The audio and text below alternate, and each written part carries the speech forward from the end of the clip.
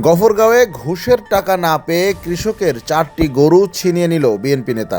বিস্তারিত দেখুন গফরগাঁও প্রতিনিধির পাঠানো ভিডিও ও প্রতিবেদনে। ময়মনসিংহের গফরগাঁওয়ে শামসুল ইসলাম নামে এক কৃষককে মারধর করে কৃষকের 4টি গরু লুট করে নিয়ে গেছেন বিএনপি নেতা ইসলাম উদ্দিন। এই ঘটনা সামাজিক যোগাযোগ মাধ্যমে ভাইরাল হওয়ার পর লুট হওয়া গরু উদ্ধার করে কৃষককে ফিরিয়ে দিয়েছে পাগলা থানার পুলিশ। 3 জানুয়ারি টাঙ্গাব গ্রামে এ ঘটনা ঘটে। জানা যায়, আমানুল্লাহ নামে এক প্রতিবেশীর কাছ থেকে 2 লাখ টাকা সুদে ধার নেন কৃষক শামসুল ইসলাম। এরই মধ্যে লাভসহ 2,25,000 টাকা পরিশোধ করেছেন। বিষয়টির মধ্যস্থতা করে দেন টাঙ্গাব ইউনিয়নের ভরপুর গ্রামের বিএনপি নেতা ইসলাম উদ্দিন। মধ্যস্থতার বিনিময়ে তিনি ও তার লোকজন শামসুল ইসলামের কাছে 50,000 টাকা দাবি করেন।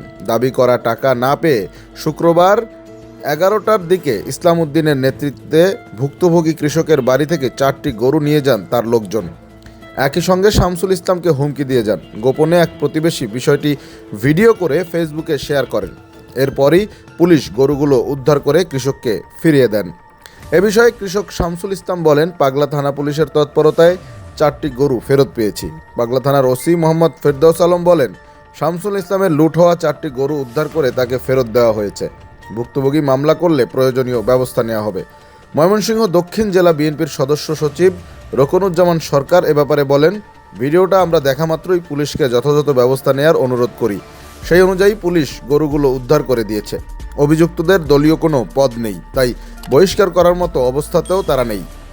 তবে ঘটনার সাথে জড়িতদের দৃষ্টান্তমূলক শাস্তির দাবি জানাচ্ছি।